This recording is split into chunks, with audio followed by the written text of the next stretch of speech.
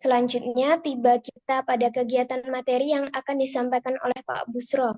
Beliau merupakan Dewan Pengawas RJI sekaligus pakar dalam bidang pengelolaan jurnal ilmiah. Sebelumnya kami sampaikan Bapak Ibu audiens dapat mengajukan pertanyaan melalui kolom chat Zoom. Kami juga akan membuka sesi tanya jawab di akhir apabila Bapak Ibu ingin berdiskusi langsung kepada narasumber.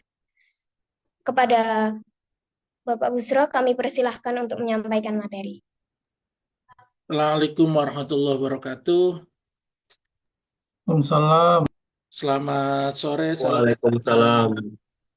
Salam sejahtera bagi kita semua. Terima kasih Mbak Nai, terima kasih Pak Arbain, Pak Ilham, Bapak Ibu sekalian.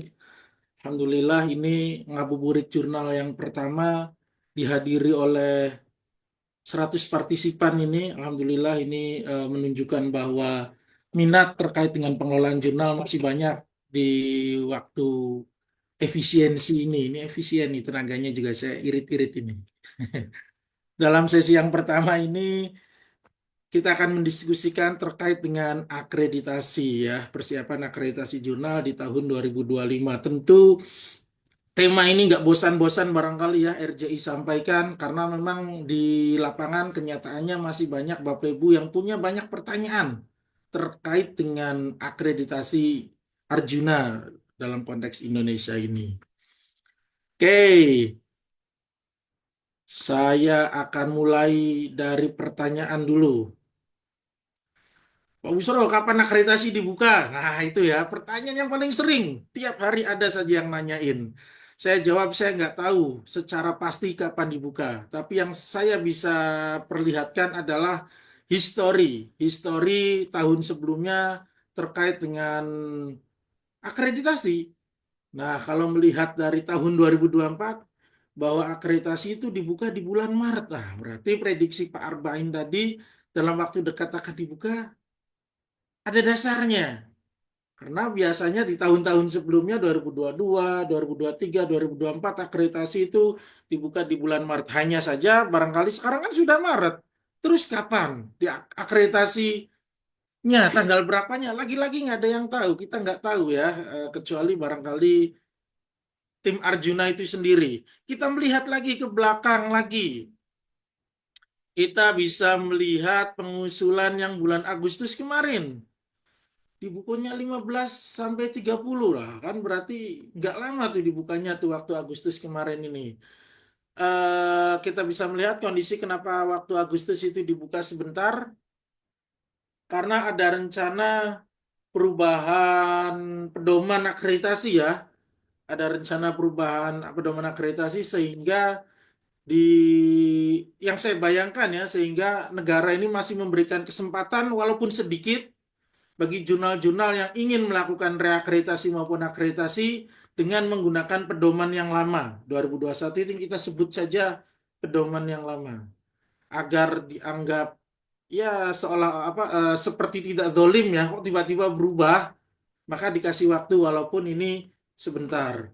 Melihat kondisi ini kemungkinan juga ya mungkin dibuka dalam ya di tanggal-tanggal ini juga, nggak tahu sebentar atau lamanya. Melihat juga ketika 2024 Agustus itu dibuka sebentar itu untuk tetap menggunakan pedoman yang lama karena pedoman baru belum disosialisasikan. Nah, melihat di masa sekarang pun belum disosialisasikan. Kita belum tahu pedoman yang barunya seperti apa. Maka ada kemungkinan, ini saya bukan menjawab pasti ya, ada kemungkinan akreditasi bisa juga masih menggunakan ini. Karena sampai sekarang kok belum disosialisasikan. Kalau alasannya tadi ilatnya biar nggak dolim, kalau tiba-tiba pedoman baru kan seperti dolim ya. Kan sosialisasikan dulu agar ada persiapan-persiapan. Ini ya normalnya sebuah kebijakan. Nah, jika dibuka ternyata dalam waktu dekat dan jika dalam waktu dekat juga sebelum dibuka akreditasi itu belum ada pengumuman, maka secara prediksi ya, ini prediksi saja, ada potensi, ada kemungkinan masih tetap menggunakan yang lama. Hal ini bisa berubah tergantung nanti perkembangan-perkembangan ke depan ini. Maka dalam diskusi kita kali ini, kita masih akan banyak membahas terkait dengan pedoman yang lama ini. Karena nggak ada wujud pedoman yang barunya, belum ada. Paling pedoman yang baru itu kan sedikit sudah kespil ya. Di bagian-bagian tertentu sudah kespil dari penyampaian-penyampaian tim Arjuna sendiri di beberapa kesempatan. Udah kespil tuh sedikit-sedikit. Nah, beberapa bagian akan coba saya combine-kan pedoman lama ini. Kalau di baru mah bunyinya gini gitu. Nah, nantinya kita diskusinya ke arah situ. Oke, itu ya pertanyaan yang pertama sebelum ada yang nanya saya jawab duluan terkait dengan kapan dibukanya. Sudah. Yang kedua, pengumuman yang kemarin kapan akreditasi udah lamaan ini nungguin nggak keluar-keluar hasilnya. Lagi-lagi kita bisa melihat ke ke belakang pengumuman akreditasi. Pemberitahuan hasil akreditasi periode 1 2024. Ini dikeluarkan bulan Mei ini ya. Berarti kemungkinan dikeluarkan bisa jadi Maret, April, Mei ini 3 bulan ke depan harusnya ada. Jika melihat kinerja tim tahun yang lalu. Nah, nggak bisa menjawab secara pasti karena saya bukan panitia ya. Kita hanya bisa melihat tanda-tanda, gejala-gejala, perilaku-perilaku yang sudah terjadi di masa-masa sebelumnya. Jadi kemungkinan 3 bulan ke depan ini bisa di bulan ini, bisa di bulan depan, bisa di bulan depannya lagi. Saya yakin akan ada pengumuman pemberitahuan hasil akreditasi periode 1 2024. Nih, pertanyaan yang paling banyak ditanyakannya kan itu.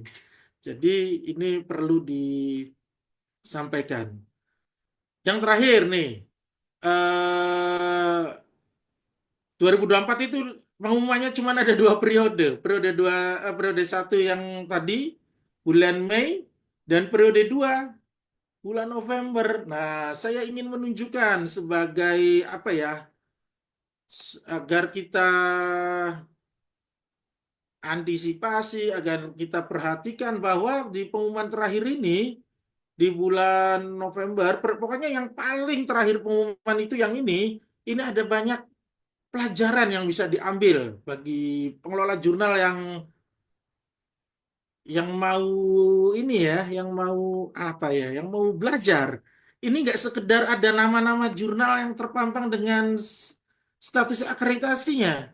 Kita bisa melihat di sini bahwa ada banyak jurnal yang turun peringkat. Nah, kita bisa belajar sebenarnya. Gampang cara nyarinya. Turun. Tuh, ada 102 hasil pencarian dengan kata turun. Berarti setidaknya ada 100 atau bahkan 90-an jurnal yang turun peringkat.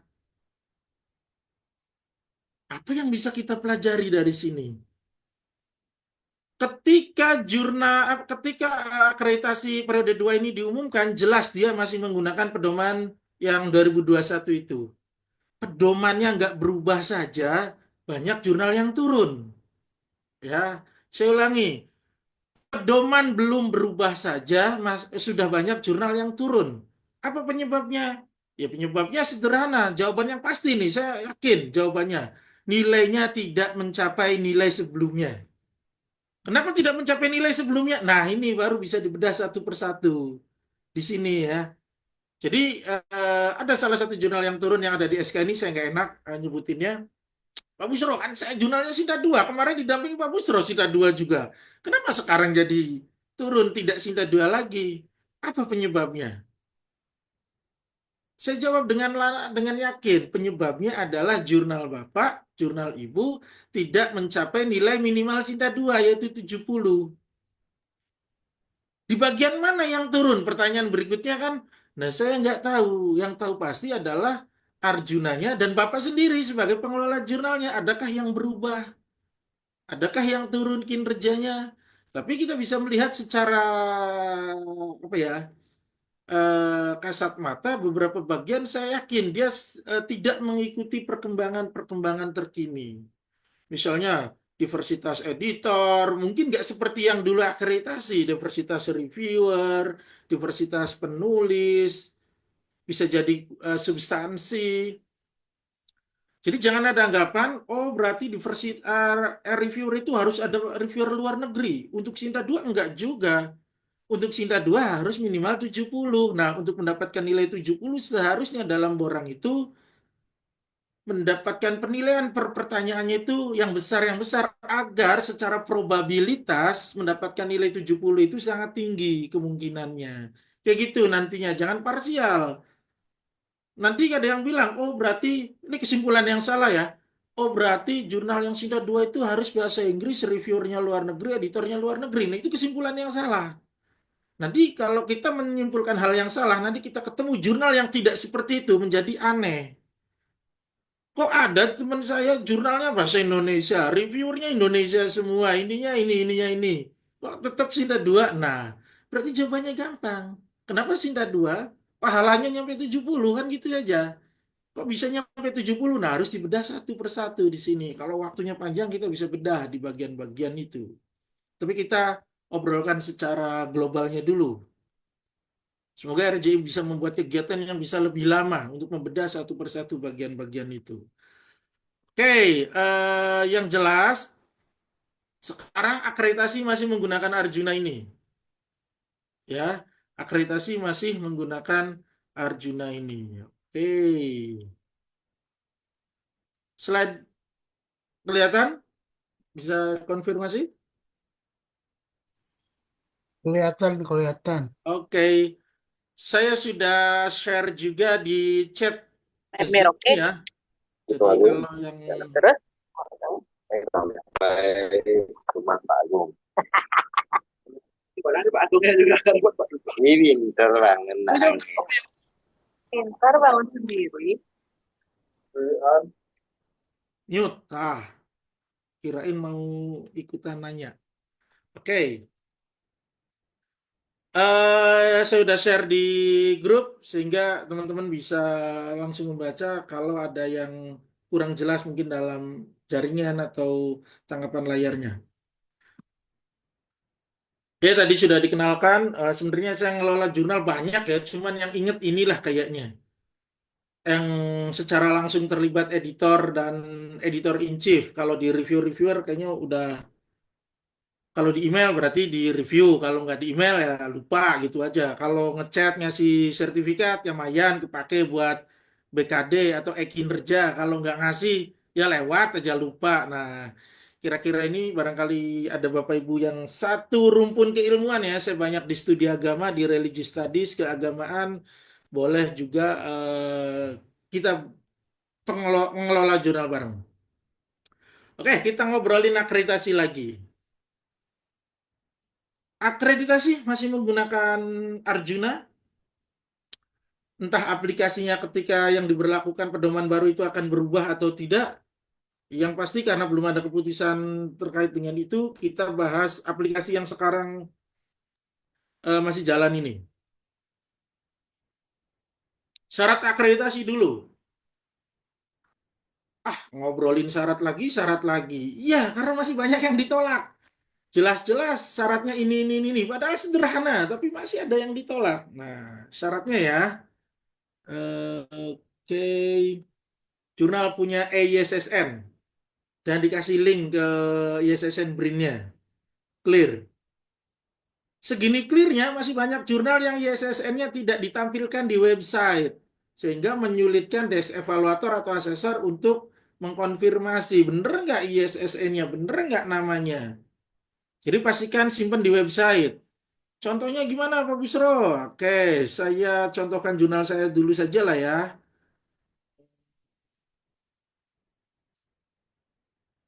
Yang lagi...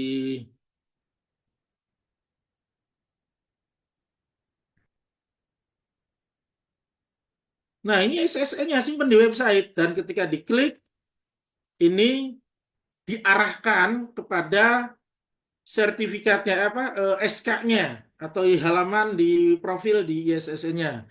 Jadi jelas asesor yang menilainya. Itu syarat yang pertama. Syarat yang kedua, doi aktif. Doi aktif. Nah, saya lupa nih, doi-nya udah diaktifkan belum? Kalau belum berarti sengaja, biar teman-teman punya contoh. Contoh doi nggak aktif itu gini. Nih, doi-nya aktif ya. Coba diklik. Ketika diklik doi ini mengembalikan ke halaman artikelnya, berarti memang doi-nya aktif. Contoh doi yang nggak aktif gimana? Nah, doi yang nggak aktif itu kalau diklik doi-nya, misalnya diarahkan ke halaman kayak gini. Nah, berarti doi nggak aktif. Gimana cara aktivasinya? Kan tinggal diaktifasi. Bisa store XML, upload XML, bisa dengan yang otomatis. Kontak pengelola doi di kampusnya. Kalau belum punya doi gimana? Nah, ini pertanyaan yang tepat. Kegiatan ini diselenggarakan RJI dan RJI salah satu yang membantu menyediakan prefix doi. Bisa mengunjungi laman doi.relawanjurnal.id. Di sini nanti ada mekanismenya. Bayar dan lain-lainnya ada di situ. Oke ya, doi aktif. Baik doi di level jurnal maupun doi di level artikel. Sebenarnya yang nanti diperiksa oleh tim akreditasi itu di level artikelnya saja. Tapi alangkah baiknya doi di level jurnal juga diaktifkan. Kok gratis juga. Sekali doang kan ngaktifasi doi level jurnal sekali beres. Seumur hidup tuh. Kalau artikel ya sekali seumur hidup juga. Tapi kalau ada artikel baru terbit, aktivasi lagi. Artikel terbit lagi, aktivasi lagi. Jadi aktivasi doi itu setelah menerbitkan artikel. Ya, kayak gimana? Doi level jurnal dan doi level artikel tadi. Ya, ini doi level artikel yang barusan ini. Nih, ini doi level artikel. Ini biasanya ya menempel di artikelnya. Ini kan judul artikelnya. Doi level jurnalnya aktivasi manual. Nih contohnya. Saya hanya sampai sini nih. Doi prefix level jurnalnya. Kalau saya mengaktifasi ini, misalnya biar kelihatan teman-teman ya prefixnya, link lengkapnya tuh. Ini prefix, ini inisial jurnalnya, enter. Dibawa ke jurnal, berarti doi level jurnalnya aktif. Nah, saya aktifnya nih. Saya juga lupa. Aktif. Oh. Kalau nggak aktif, ya kita aktifkan. Gimana cara aktifkannya? Oke, ini doi level jurnal sebenarnya tidak diperiksa diakreditasi secara spesifik ya, tidak dijadikan pertimbangan. Tapi alangkah baiknya menurut saya ini diaktifkan dan kita tuliskan ini di kolom Arjunanya. Walaupun di Arjuna juga boleh doi level artikel. Aktivasinya gampang di sini. crossref.org/web deposit. Nah, nanti di sini. Nanti ada videonya. Di sini dulu aja, dicoba-coba dulu saja, dipelajari. Waktunya tidak sedang membahas ini. Itu syarat yang kedua. Syarat yang ketiga, jurnal punya etika publikasi. Ya, dan ditampilkan di websitenya. Kalau nggak ada di websitenya, orang nggak akan tahu punya etika publikasi atau enggak. Nah, mana contohnya? Saya simpan di bawah karena temanya nggak punya header, nggak punya sidebar nih.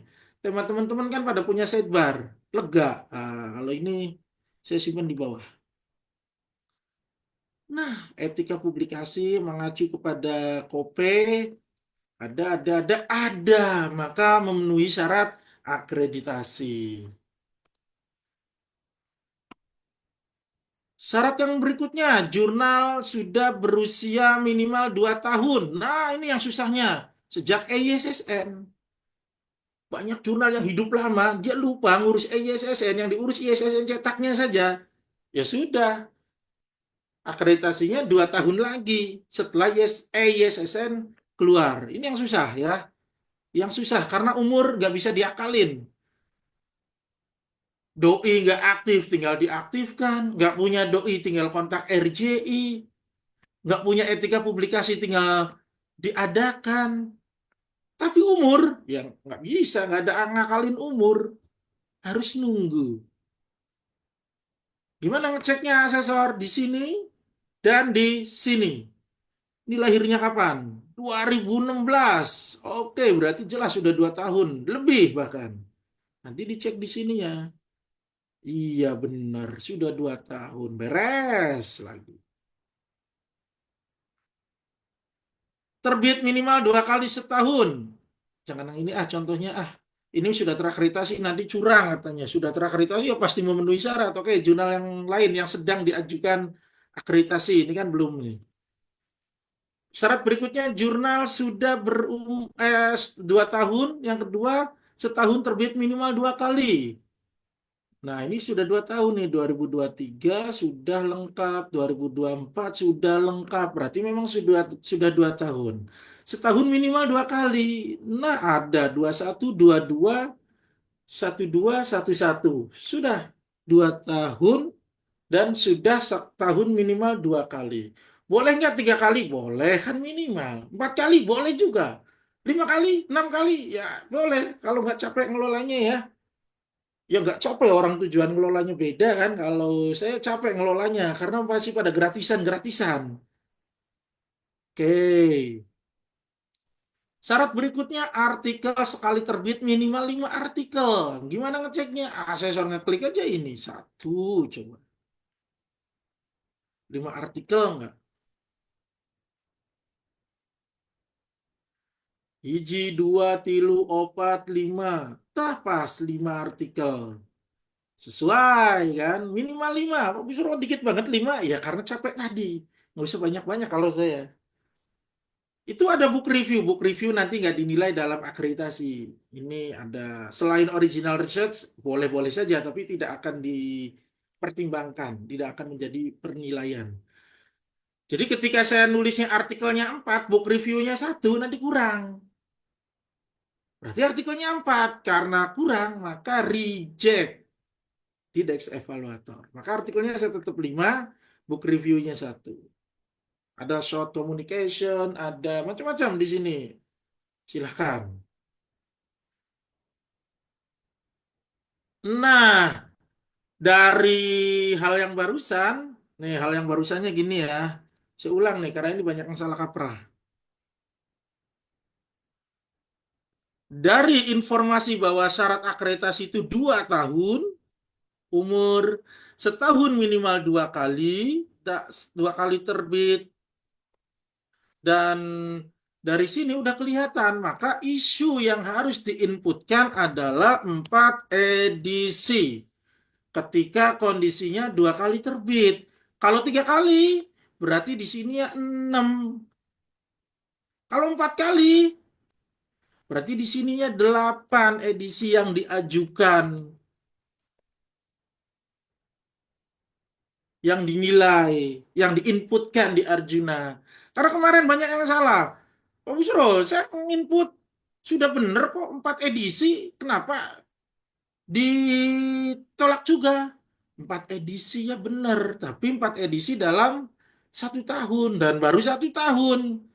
Karena dia berpatokannya pada angka 4 yang menjadi salah karena tidak memenuhi unsur yang atas ini.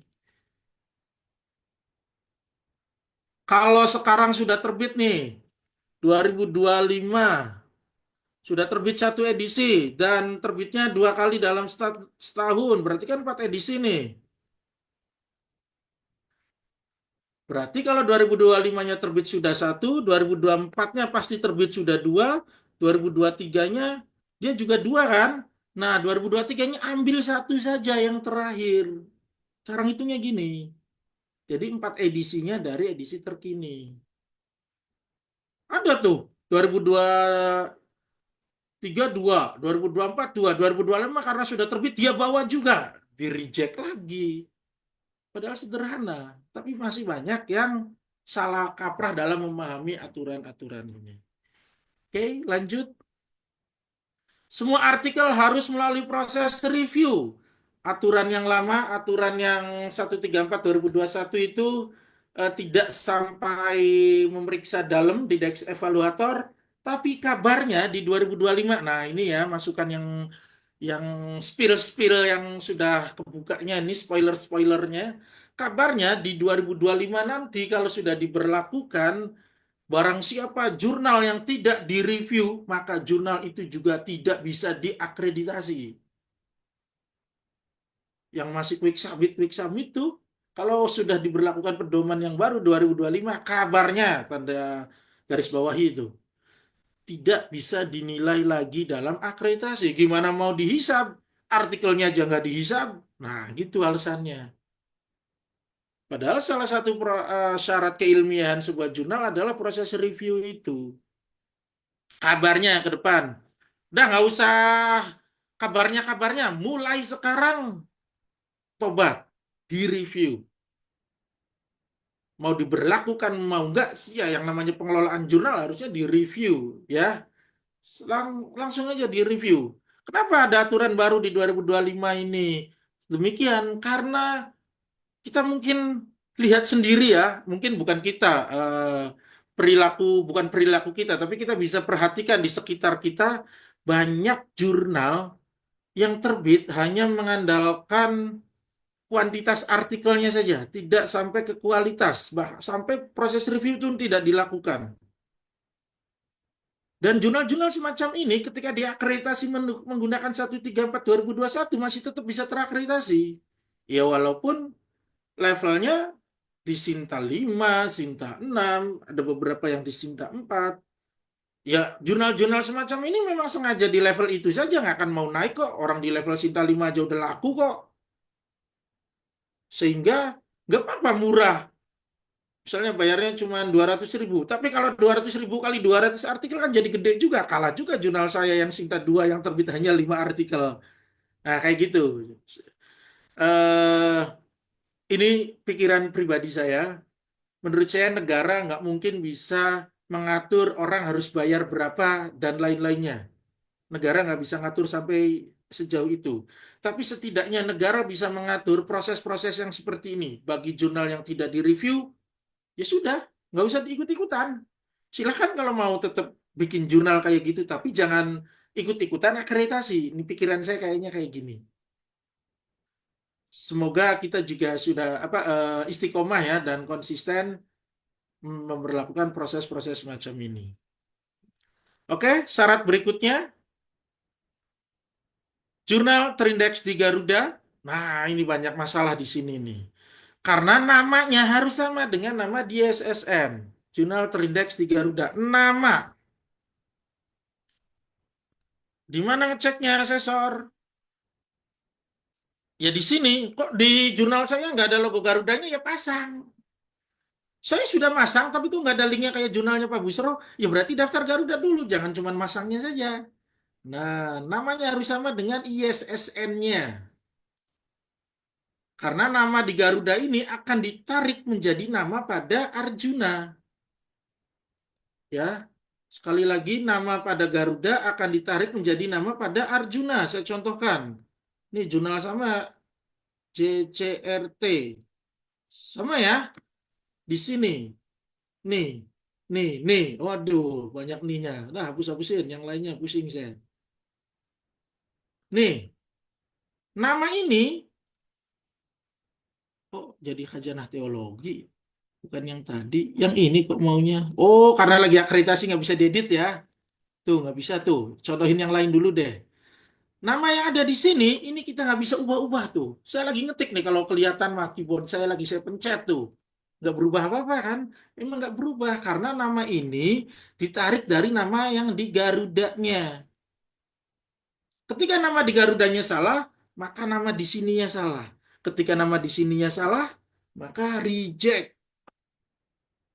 Ketika nama di Garudanya udah benar sesuai ISSN, nama di sininya salah, tinggal sinkronisasi data dari Garuda, maka namanya akan otomatis dibenerin. Yang kayak gini banyak yang masalah. Busro ditolak gara-gara nama doang. Bukan doang, kan udah di peraturan. Doang itu kalau nggak ada di peraturan, orang jelas ada di peraturannya, ada di edarannya. Oke, jurnal sudah terindeks Garuda. Dan namanya sesuai dengan ISSN website Garuda di beberapa tempat itu. Syarat terakhir, jurnal harus memiliki editor dengan 2 institusi yang berbeda, minimal 2 institusi yang berbeda maksud saya ya. Lebih baik kalau perbedaannya itu bukan cuma institusi, tapi tersebaran provinsi, ketersebaran negara, itu lebih bagus lagi. Gimana asesor ngeceknya? Gampang. Website jurnal kita harus menyediakan informasi editorial tim. UIN Bandung, Portugal. Sudah baru membaca sampai sini aja nggak usah dibaca ke bawah. Ini layak untuk dinilai. Ya, kayak gitu. Ini sudah bisa dinilai untuk proses berikutnya. Ya, kalau sudah memenuhi syarat gini, langsung isi Garudanya, apa Arjunanya. Isi Arjunanya, kayak gimana ngisinya? Daftar Arjuna dulu. Kalau sudah daftar Arjuna tampilannya kayak gini, masukkan nama jurnal kita di sini nih. Di daftar jurnal, tambah jurnal di sini. Masukin ISSN-nya. Nah, harus punya Garuda, harus terdaftar Garuda dulu sebelum ada di Garuda nggak akan mungkin bisa daftar di Arjuna. Ini memang kayak lagi ngedalang ya, ada banyak tokoh-tokoh nih yang saya sebut dari tadi nih. Ya kayak gitu. Loadingnya lama, biarin aja dulu. Pokoknya dibayangkan saja lah. Tambah jurnal, masukin ISSN, ISSN-nya ambil dari sini nih. Nih, ISSN-nya sama persis kayak di sini, jangan ada spasi, jangan ada strip, masukkan ke sana nanti ketarik datanya. Kalau datanya sudah ketarik, nanti kayak gini. Nih, udah ketarik nih. Tinggal kita cek, isi-isi ulang di sini. Banyak orang gagal ngisi di sini, terutama ngisi rumpun ilmu. Orang ngisi rumpun ilmu baru gini nih. Nah, ini mana tadi rumpun ilmu.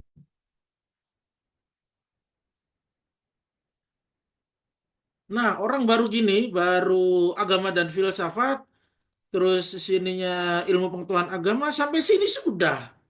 Padahal di sini ada klik tambah dulu, baru di sininya muncul. Nah, itu yang menyebabkan kegagalan. Pak Musra ini sudah diisi, tapi kok nggak bisa di-save? Apa yang salah ya? Ini jelas. Ya, ininya harus diisi. Sampai klik tambah bidang edit. Nah, kalau di sini sudah ada warna orange kayak gini, berarti itu sudah terisi.